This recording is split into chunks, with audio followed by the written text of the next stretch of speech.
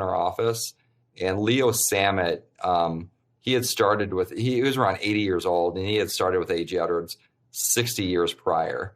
And, he was very successful. So I went into his office and I was like, hey, Leo, I'm new, you're successful. Can you share a few tips with me on how to have a long career in this industry and be successful like you are?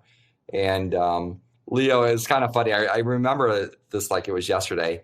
He, and this was, I guess 30 years ago? Yeah, 30 years ago this happened. But it's still so fresh in my mind. He looked at me. I mean, it was probably just for like maybe 10 seconds, but it seemed like it was like for at least a minute, like just kind of sizing me up. And I guess in his mind, he was thinking, should I really share the secret of success with this kid? And so he didn't say a word. All he did was he put his hand on a piece of paper and he slid it over to me across his desk. And he goes, just put all your clients in this. And what he slid me was a value line report on a company called Berkshire Hathaway. And so this is back in like 1991. Berkshire Hathaway was, it was less than $10,000 a share. I think it was 8,000 or something like that. And he goes, just put all your clients in this. And I looked at him and I was like, my clients aren't going to buy an $8,000 per share stock.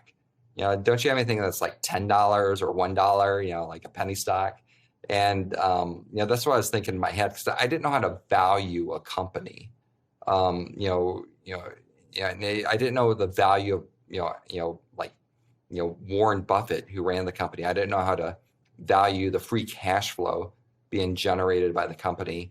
I didn't know how to predict that interest rates were going to drop from 10% basically down to zero over the next 30 years, which would increase the value of the company. And so I was just unaware. And so I never bought the stock.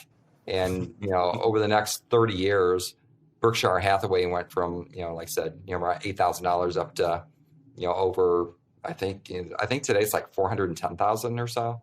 And they've never had a stock split.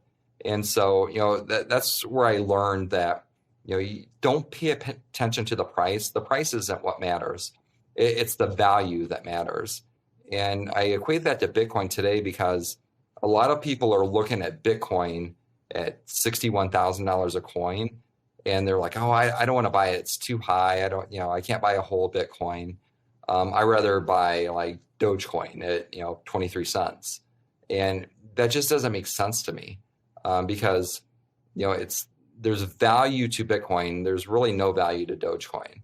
And so, I think what's going to happen is over the long run that, people that invest in Doge are going to be hurt, and people that, understand how to value Bitcoin will, be much better off.